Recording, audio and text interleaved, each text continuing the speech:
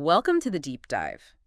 Today, we're tackling a period that, well, it still casts a really long shadow, the Cold War. Hmm. Think of it like this massive global face-off, right? A Right. huge political and ideological boxing match between the capitalist world, mainly the U.S., and the communist nations led by the Soviet Union. Right, the two big Yeah. superpowers. Now, the really key thing to get straight away is that it was a Cold War, so no direct fighting between the U.S. and USSR. No superpower slugfest, as you put it. Exactly. Instead, it was this intense, multifaceted rivalry. You had periods of really high, nail-biting tension. Like the first Cold War, mid-40s to mid-60s. Right. And then a second round, roughly 79 to 89. Yeah, give or take. And in between, there was that period of détente, a bit of a thaw. Gotcha. And for this deep dive, we're digging into the Cold War chapter from the American Yop. Yep, that's our main source text. It's pretty comprehensive, gives a really solid overview of the era, hits the key points, offers some sharp takes.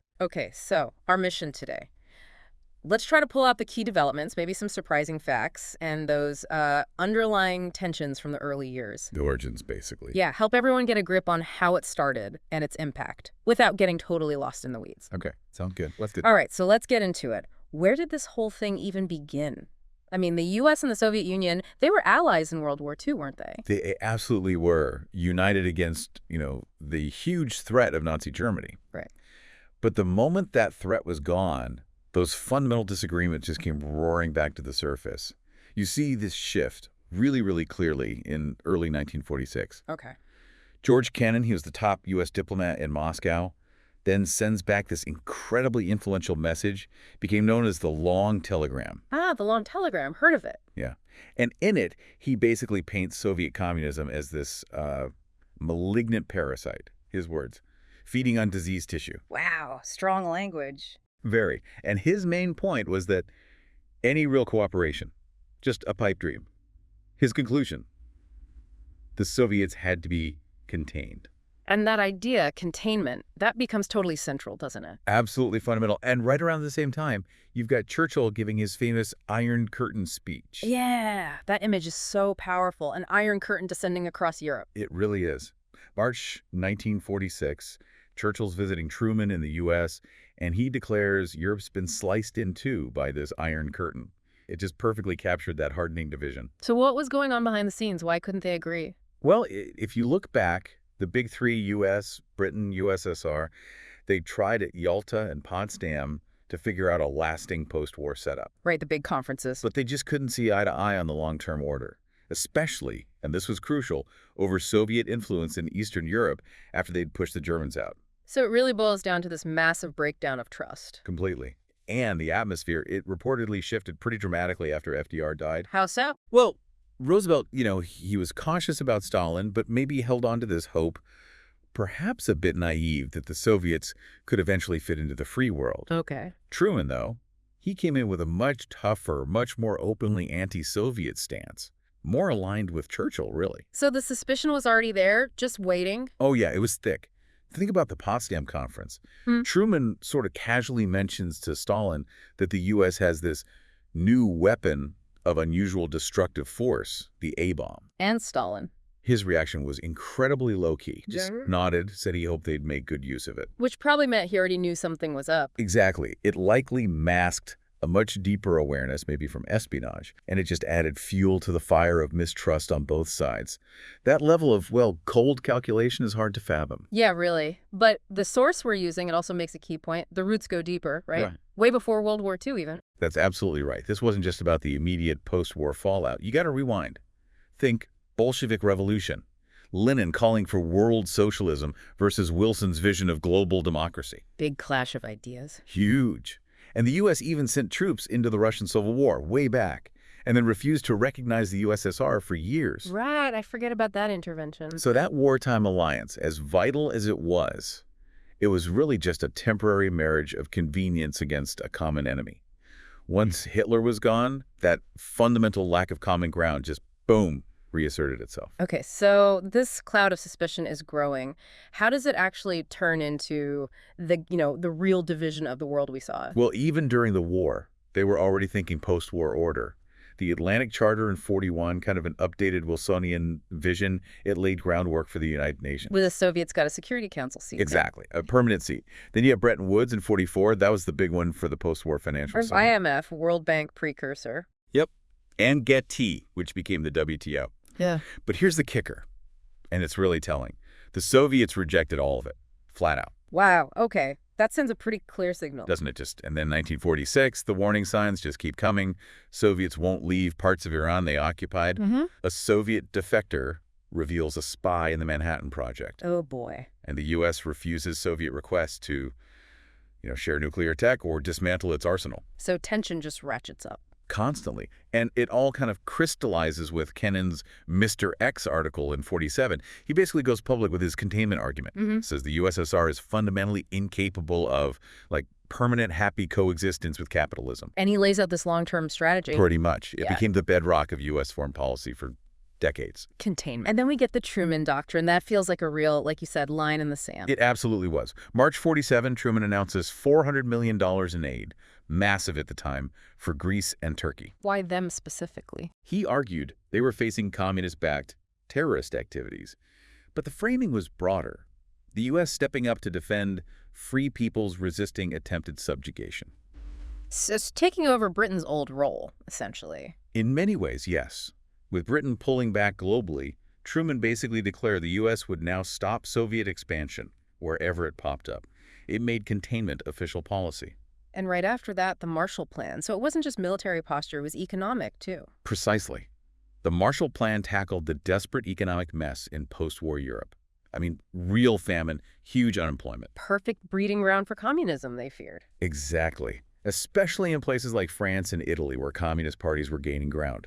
So June 47, Secretary of State Marshall proposes this massive U.S. aid program, Rebuild Europe. And Stalin, I imagine, wasn't thrilled. Not at all. He saw it as a Trojan horse. A clever U.S. ploy to undermine communism and pull Europe firmly into the capitalist sphere, even though Marshall publicly framed it as humanitarian fighting hunger, poverty. Stalin saw the strategic angle. Clearly. The European Recovery Program, the official name, poured about $13 billion into Western Europe between 48 and 52. Huge money. Massive. The goal's rebuilding, yeah, but also opening markets for U.S. goods and, crucially, building support for capitalist democracies. Did the Soviets offer anything similar?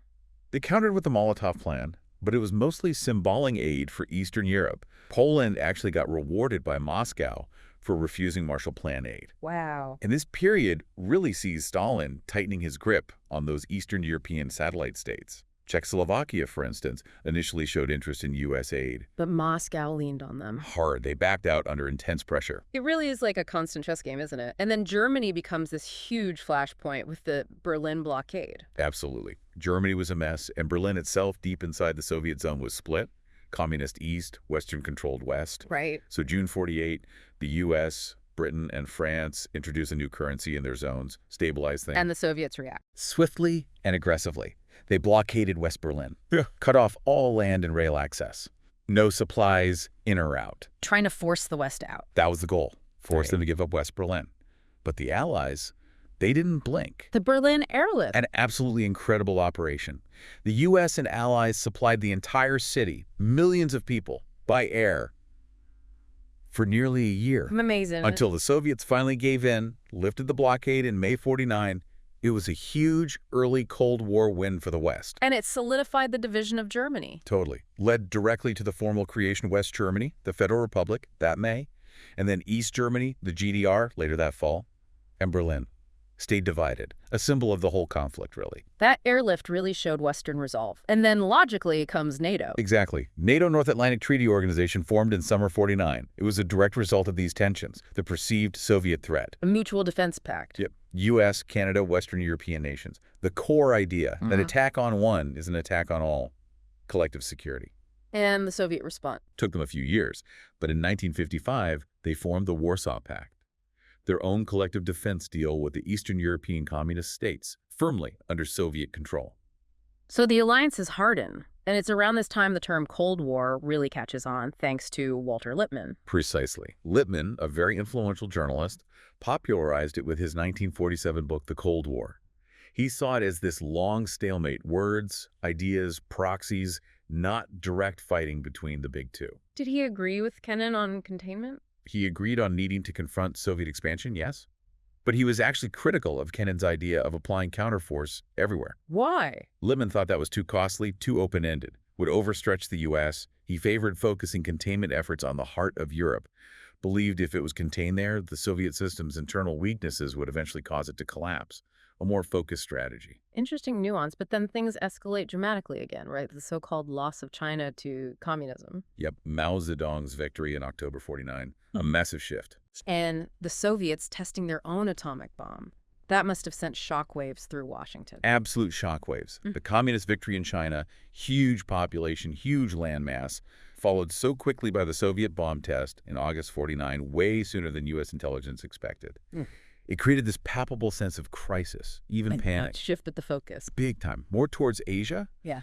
And internally, people like Kennan, advocating a more nuanced containment, got sidelined. Paul Nitze came in, pushing hard for a major military buildup. Which leads to NSC 68. Exactly. National Security Memorandum 68 finished April 1950. Think of it as the blueprint for America's Cold War strategy in this much more intense phase. NSC 68 sounds incredibly important. What did it actually argue? It painted a really stark, frankly alarming picture. Yeah. So the Soviet Union and the international communist movement were driven by this fanatical ideology, aiming for absolute power globally. What? Argued the U.S. was the main enemy in their eyes, needing to be subverted or destroyed. So to counter this existential threat, NSC 68 called for a massive, rapid buildup, political, economic, and military strength. How massive? Proposed more than tripling the defense budget. The goal wasn't just containing the Soviets anymore, it was actively rolling back the Kremlin's drive for world domination. That's a major shift from Kennan's original idea. Huge.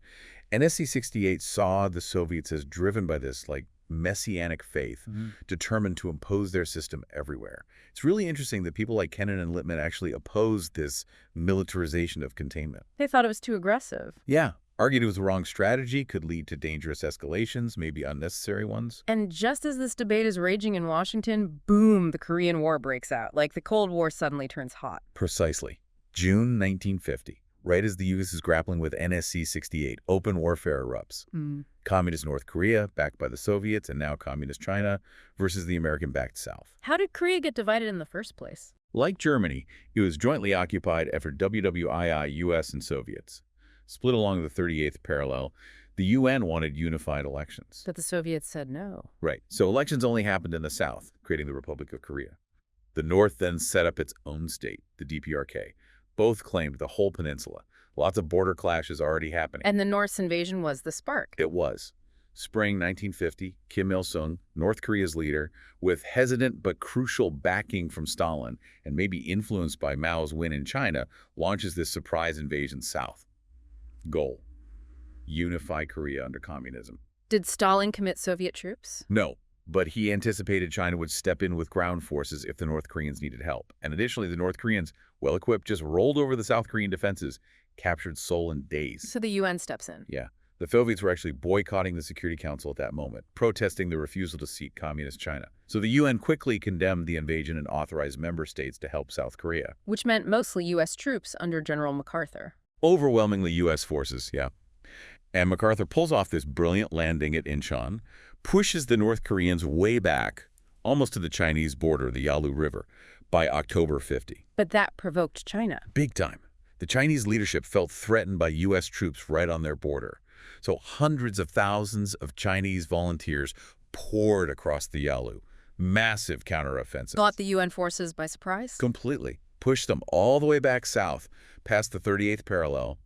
Communists even recaptured Seoul for a time. So the war becomes a stalemate. Pretty much. A bloody stalemate, fought mostly around that original dividing line. MacArthur, famously, wanted to use nukes against North Korea and China. He was desperate for a decisive win. But Truman said no. Absolutely not. MacArthur then publicly criticized Truman, his commander-in-chief. Which got him fired. Yep, Truman controversially relieved him of command in April 51. Eventually, the Soviets suggested a ceasefire in June 51. The U.S. agreed, but the peace talks dragged on for 2 years. And it ended without a clear winner, but with horrific casualties. Just staggering losses. Over 30,000 Americans killed, 100,000 wounded. Korean casualties, military and civilian, millions. And because it came so soon after WWII and ended in this frustrating stalemate. The Forgotten War. That's what it became known as for many Americans. But its importance, it cemented U.S. containment policy in Asia, led to that huge military spending increase outlined in NSC 68, really set the stage. And it feels like, looking back, a grim preview of Vietnam. The source mentions the roots of that conflict taking hold around now, too. It does. Vietnam had its own long history, French colony, then Japanese occupation in WWII. The nationalist leader, Ho Chi Minh, who the U.S. actually supported briefly against Japan, declared independence in 1945. But France wanted its colony back. Desperately. And the U.S., prioritizing France as a key European ally against communism, ended up siding with French colonial aims over Vietnamese self-determination. So Ho Chi Minh turned elsewhere. He turned to the Soviets and Communist China for support against the French, led to a long, brutal war. Ending with Dien Bien Phu. Right, the decisive French defeat in 1954. That led to the Geneva Accords, temporarily partitioning Vietnam Communist North, U.S.-backed South. Deja vu. Very much so. Yep. And just like in Korea, the U.S. poured resources into the anti-communist South, fearing that domino effect across Southeast Asia, which, of course, eventually led to massive direct U.S. intervention and another incredibly long, costly war. So the political and military side paints this picture of relentless global competition, hardening blocs. But the Cold War wasn't just conventional, was it? The arms race, the space race. Absolutely. Nuclear weapons just changed everything. Yeah. Hiroshima and Nagasaki in August 1945, devastating, obviously, but also ushered in the atomic age, the terrifying possibility of annihilation. And the Soviets caught up fast. Faster than expected, yeah. Helped by espionage people like Klaus Fuchs, they tested their first A-bomb in August 1949, shattered the U.S. nuclear monopoly, ignited the arms race proper. And then came the H-bomb, even worse. Exponentially worse. Yeah, right. Thermonuclear weapons. The U.S. tested the first one in November of 1952. Immense power, widespread fallout. Yeah. Terrifying. Soviets followed soon after. Yep, 1953. Closing the gap again. This led to Eisenhower's policy of massive retaliation. Basically, any big Soviet move gets met with the full U.S. nuclear arsenal. Which leads to a mutually assured destruction. Exactly. The grim logic was neither side would dare launch a first strike because it guaranteed their own destruction in return. Yeah. Created this terrifying stability. Oppenheimer, key guy on the A-bomb, called it two scorpions in a bottle. Chilling analogy. It really was. And this constant threat seeped into culture, right? Atomic culture, films, books, reflecting nuclear anxieties. Godzilla, On the Beach, Dr. Strangelove.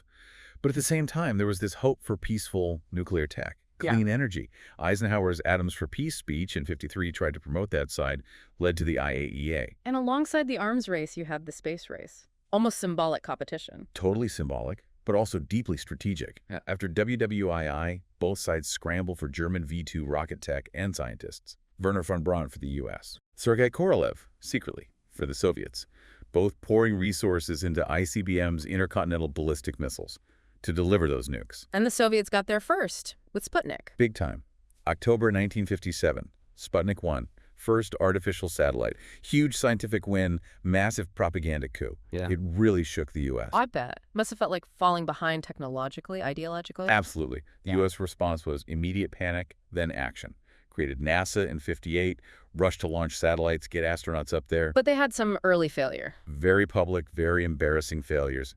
Vanguard rocket blowing up on the launch pad just fueled fears of Soviet dominance in space. Meanwhile, the Soviets kept hitting milestones. Luna 2 hit the moon in 1959, the first human-made object. A race for survival. That's how it felt. Soviets launched dogs, brought them back. Belka and Strelka showed they could manage life support in space.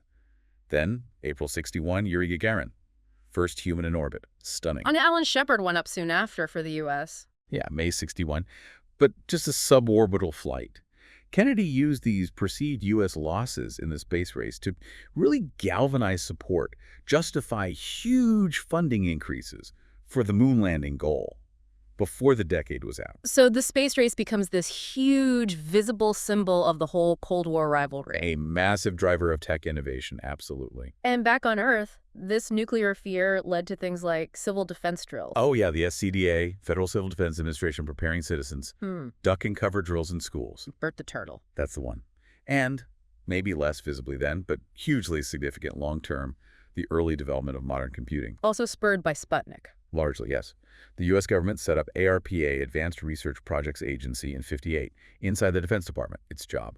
foster cutting-edge tech to get ahead. And that led to. Well, among other things, ARPA played a crucial role in the very early development of computer networking, laying the groundwork decades later for the internet. Wow. So this pervasive Cold War fear also had this intense impact at home, didn't it? The Red Scare, McCarthyism, sounds like a really dark time. It was an era defined by intense, often irrational anti-communist hysteria. Yeah. Senator Joseph McCarthy kind of explodes onto the scene February 1950, gives a speech in Wheeling, West Virginia. Claiming he has a list. Yeah, claims he has a list of communists working in the State Department, never produced credible evidence. The number kept changing. But it didn't matter. It ignited the Red Scare.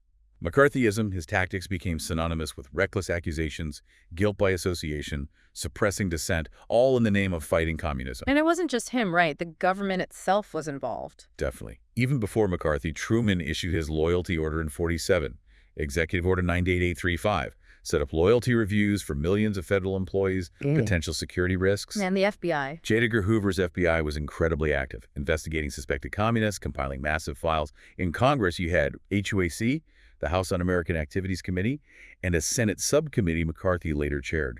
Holding hearings. Constant hearings, investigating supposed communist influence everywhere. Government, unions, Hollywood, education. Over 100 investigations between 49 and 54 alone. It went down to the state level, too. Oh, yeah. State anti-subversion committees, loyalty oaths in schools, universities, refused to sign. You could be fired. Then came the McCarran Act in 1950, required communist groups to register, expanded government surveillance powers. And this fear was fueled by real events, like the Soviet bomb, China. Exactly. The Soviet bomb, the loss of China, the Korean War, all hitting within about 10 months from late 49. It seemed to confirm the worst fears. Newspapers screaming about spies and infiltration. And then you get those huge cases, the Rosenbergs, Alger Hiss. They must have just poured fuel on the fire. Incredibly high profile and divisive. Julius and Ethel Rosenberg, former Communist Party members, accused of passing atomic secrets. Indicted 50, convicted 51. Executed in 53. Yeah. Despite huge debate about their guilt, the trial's fairness, only U.S. civilians executed for espionage during the Cold War.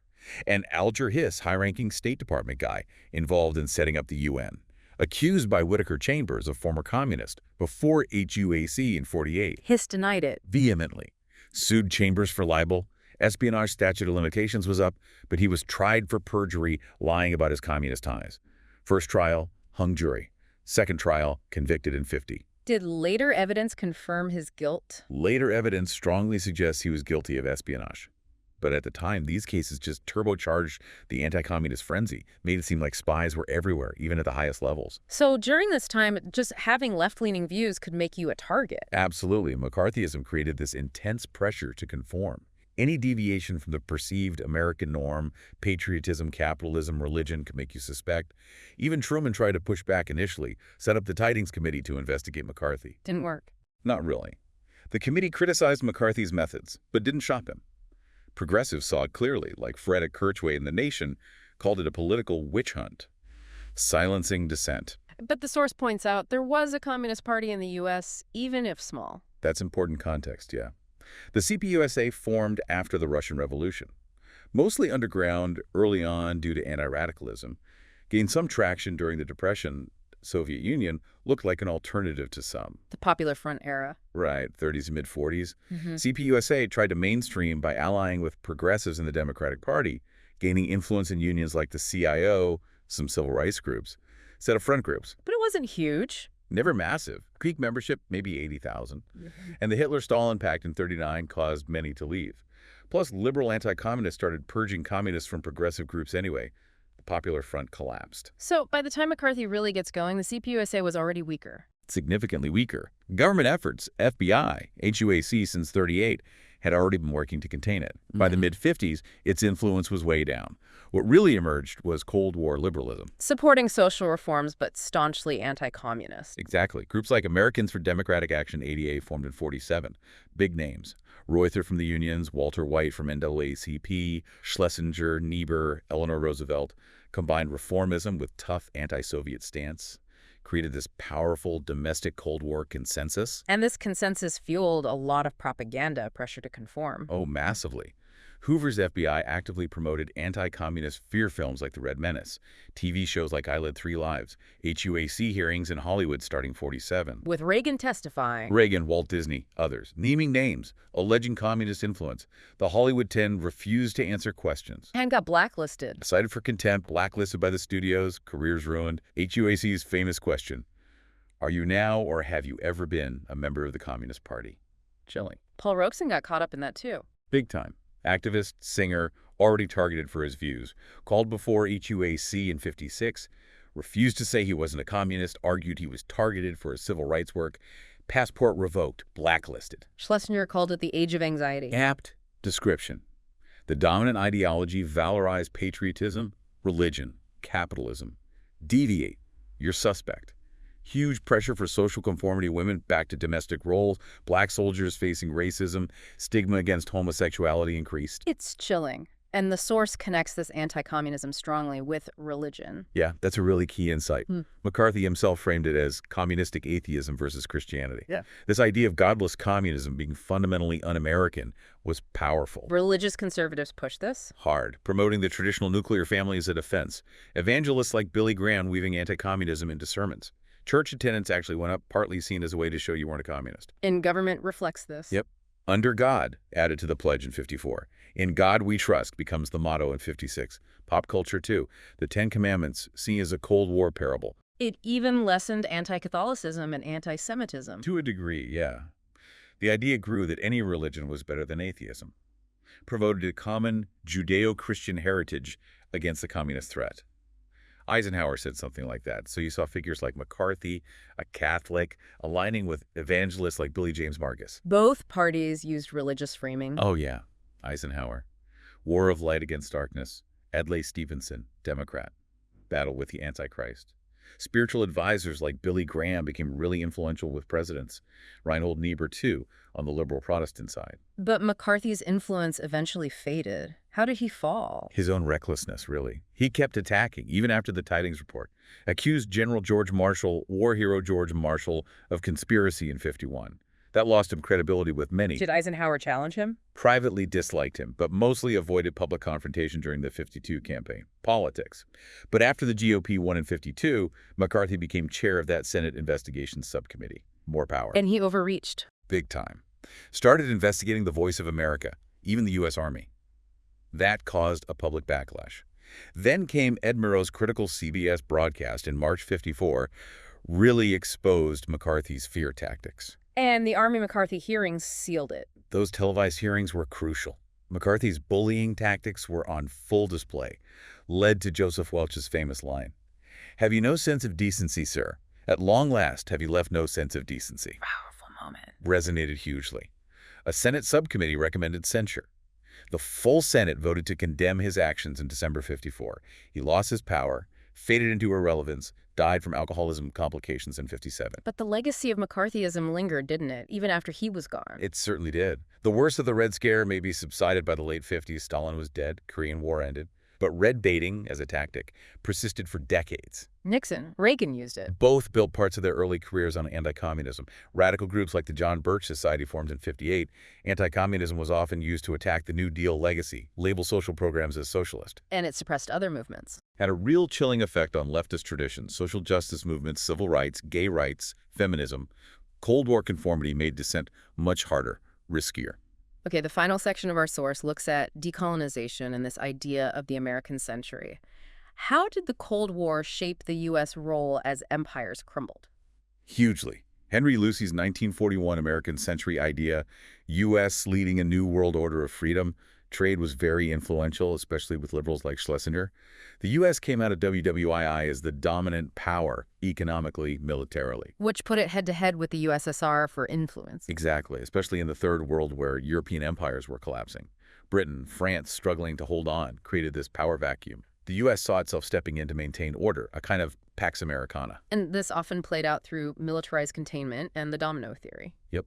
NSC 68's logic justified interventions like Korea, later Vietnam, as responses to communist expansion, often seen as monolithic, directed from Moscow or Beijing. The domino theory was central. If one country falls to communism, its neighbors will too. Dominoes toppling over. Yeah, that was the image. Fear was huge in Southeast Asia, but also elsewhere. Castro's Cuba, seen as a massive threat in Latin America, a potential Soviet foothold, led the U.S. to intervene in many places, often backing authoritarian regimes just because they were anti-communist. Even if they weren't directly controlled by Moscow. Often, yeah. It wasn't always just pure anti-communism driving it, either economic interests.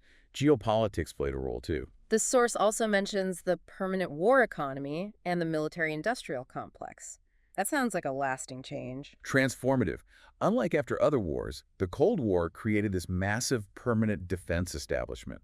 Federal defense spending became huge, shaping regional economies, aerospace in California, contractors in Massachusetts, missile bases in the Midwest, military bases all over the South. C. Wright Mills wrote about this. The permanent war economy and the power elite, military, government, corporate leaders intertwined.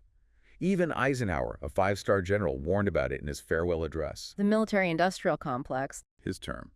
Warned about its unwarranted influence, the potential threat to liberty, democracy. This complex linked domestic industry to U.S. interests abroad, securing markets. Favorable trade. Some argue the Cold War itself was partly a result of America's new superpower role. Led to this national security consensus, much deeper U.S. involvement everywhere. And as all these nations were becoming independent, the U.S. was in a tricky spot, supporting decolonization but fearing communism. Incredibly tricky, often contradictory. FDR had some anti-colonial leanings, but Cold War containment became the absolute priority. So the U.S. often ended up backing European colonial powers, fearing nationalist movements might turn communist. Which could backfire. Often did. Alienated nationalist leaders pushed them towards the Soviets or Chinese, who were actively supporting liberation movements, often with anti-American sentiment, led to all those proxy wars in the Third World. U.S. versus Soviet-backed forces. Exactly. U.S. planners hoped decolonization under democracy and capitalism would win out over the Soviet model. They wanted an informal empire based on consent, hegemony, not direct rule. But the dilemma was constant. Support colonial powers or risk nationalists going communist led to instability, unintended consequences. And there was also this war for hearts and minds, trying to win over people in these new nations. Absolutely. More than just military containment. Things like the Smith-Mundt Act for cultural exchanges, information programs. But the Soviets had their own international peace offensive, often seemed more successful, especially appealing to nations wary of Western imperialism. The U.S. felt like it was lagging in that war for hearts and minds, made for very tough choices for U.S. officials as unrest grew. Fascinatingly, the source connects the Cold War to the Civil Rights Movement back home, too. Yeah, that's a really important link. Black American radicals, Malcolm X, Robeson, W.B. Du Bois saw parallels between their struggle and global anti-colonialism, criticized U.S. hypocrisy fighting for freedom abroad while denying it at home. And the Soviets used that. Well, yeah. Soviet propaganda constantly highlighted racial injustice in the U.S. South, weakened America's image as the champion of freedom. This actually gave the civil rights movement some leverage, ironically. The U.S. government grew concerned about how racism hurt its image in the decolonizing world. So the global Cold War, the Third World, and the Black freedom struggle were all interconnected. In really significant ways, yes. It's truly amazing how many different parts of life, home and abroad, were just fundamentally reshaped by this Cold War rivalry. It really did redefine the world. It really did. And having done this deep dive, looked at the origins, the key events, those underlying tensions of the early years, you hopefully have a much better grasp of this pivotal period. Yeah. We've traced that shift from allies to adversaries, the rise of containment, the domino theory, the nuclear race and its cultural impact, McCarthyism's intense domestic fear, and that complex dance between decolonization and the Cold War. So as we wrap up this deep dive, maybe a final thought to leave everyone with. Even though the Cold War, that clear-cut two-superpower ideological battle, feels like history. Maybe think about how those dynamics, intense geopolitical competition, ideological clashes might still echo today in the complex global challenges we face now. That's a great question. What lessons from those early Cold War years, the tensions, the proxies, the mix of politics, economics, society, still resonate in our current, maybe more multipolar world? Something to chew on. Definitely food for thought. Thanks for joining us for this deep dive.